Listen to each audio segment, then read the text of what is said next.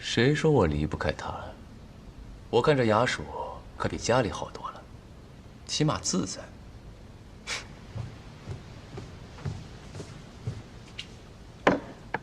南君，睡前喝点热姜汤，身子暖些。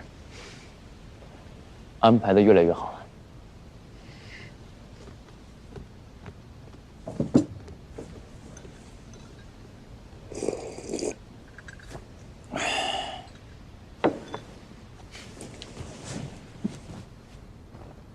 南君昨夜住的舒服就好，今晚的菜肴我已经让厨房备下了，一会儿你给他拿过去。要是缺些什么，去买或者回来取都可以。缺钱的话就去找小桃支。多谢女君体贴南君，我一定把南君照顾的像在家里一样。南君可是饿了？你最近怎么跟开窍了一样，如此体贴啊？家里厨房做的，南君一定吃得惯。这，谁准备的？当然是女君呀。女君。那这粮油呢？女君呀。手炉呢？女君呀。那我昨儿夸你的时候，你笑什么呀？你夸的不是女君吗？我这身在衙署，但却还在网中啊。南君又不喜欢，我们去重新准备。啊，不必。凑合吃一口吧。那这女君，这2日都在做什么呀？女君除了每日吩咐奴照看南君事务，还要忙着陆离台整修事情。听说为了帮陆离大会扩大声势，作赋传唱，着急找人呢。你知不知道有一位名士，善作赋，而且很有才华，名曰高恒啊？枕石先生高恒，名震冀州，仰慕之人不知凡几。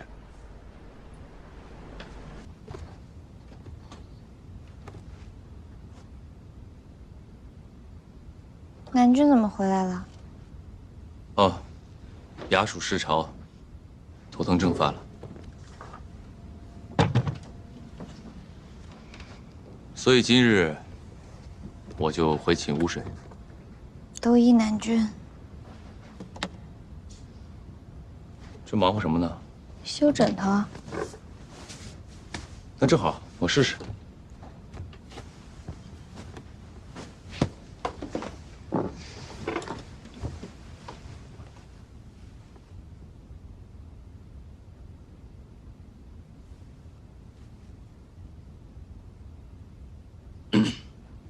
我头疼。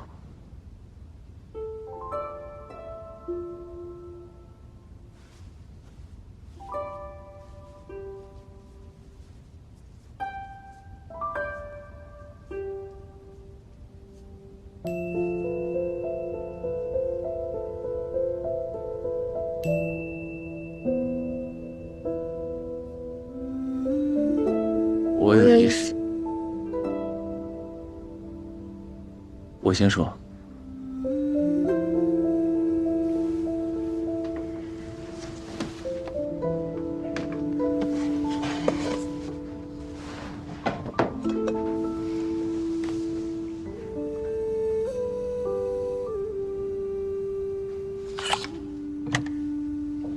南君，这盒子里面是我祖父、父亲和长兄的遗物。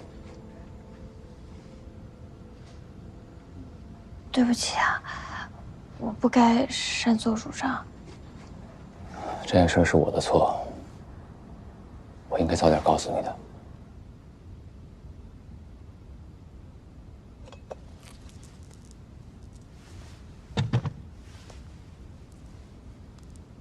这个玉佩其实是一半儿。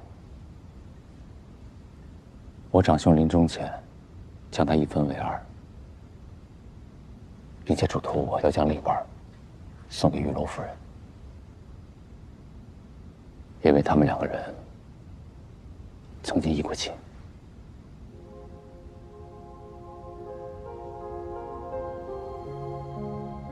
我长兄自小武艺超群，被称之为天选家主。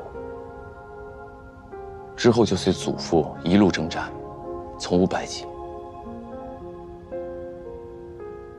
但直到新都之战，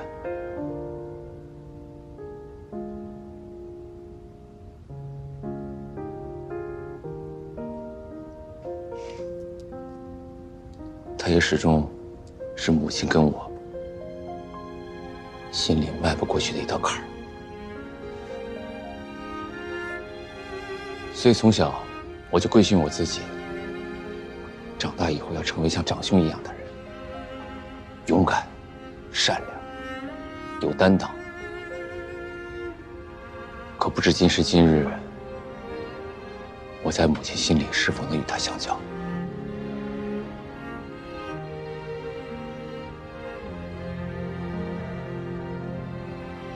南君是魏家最好的家主。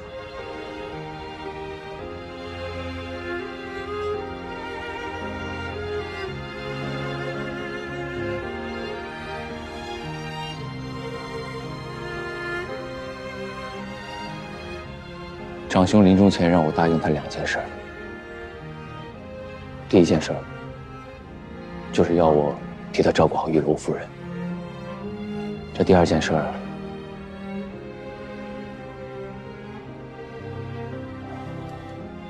我没能做到。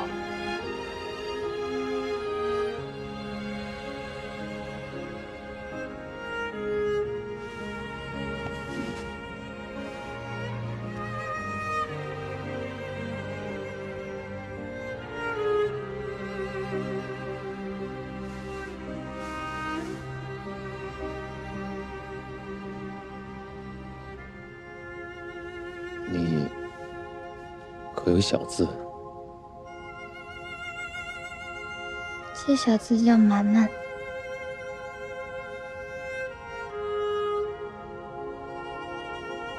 满满。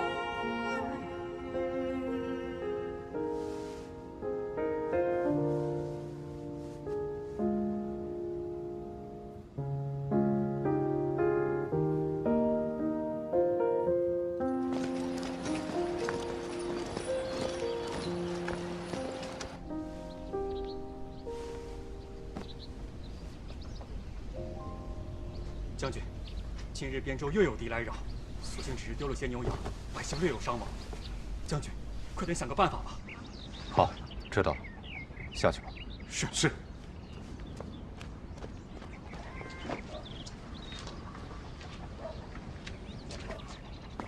夫君可是遇到什么难事？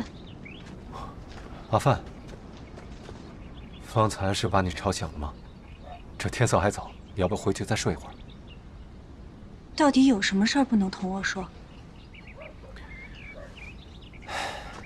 边州，近日又有人来扰，不过没造成什么损失。但这个月已经来过3次了。这么大的事儿，为什么不和我说啊？岳母和阿慈都在，我怕他们替你忧心，所以我没敢讲。可我求助于父亲，父亲并不作声，不肯出手相助。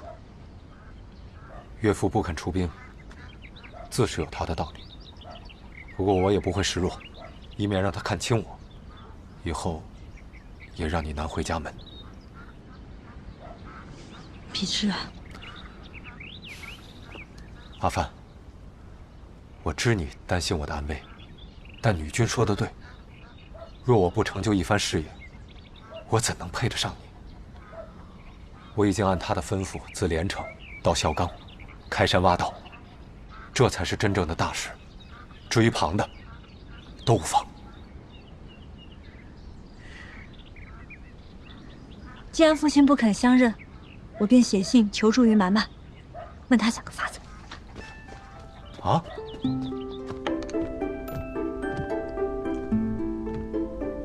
可说到底，伯牙插的还是乔家的旗子，魏侯如何愿意为我正面？你个傻子！我就说魏国快办陆离大会了，想趁这个机会同你过去看看。是啊，若我去参加陆离大会，也算昭告天下。魏侯认我这个连襟，若日后有人再犯伯牙，也会忌惮3分。只能搏一搏，看魏侯心里是否有麻烦？